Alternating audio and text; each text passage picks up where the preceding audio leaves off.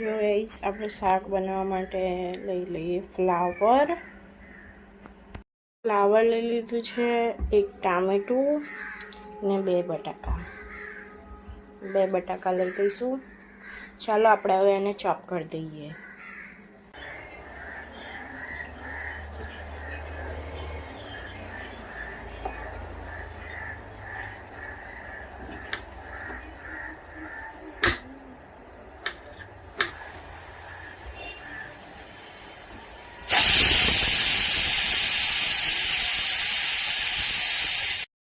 जो गाइस આપણે બધું ચોપ કરી દીધું છે।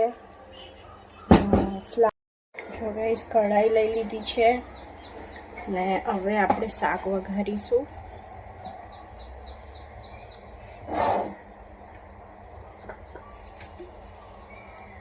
પહેલા આપણે બધી બાજુ ઓઇલ બરાબર કરી એમાં નાખી દેવાનું।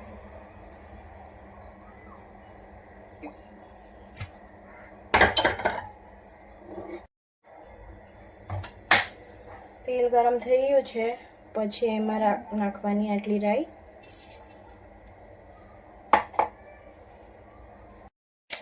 જો ગાઈસ રાઈ ફૂટી ગઈ છે, હવે એમાં નાખીશું આપણે હિંગ અને હળદર નાખી। પછી એમાં આપણે શાક નાખી દઈશું।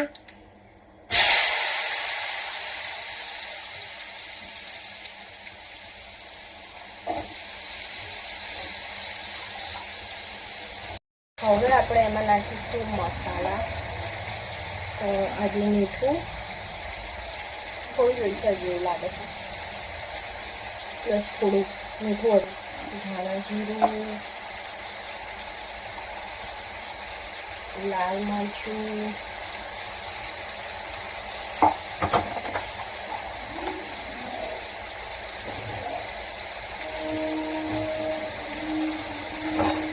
અને આ થોડું લસણ ને લીલા મરચાંની પેસ્ટ છે।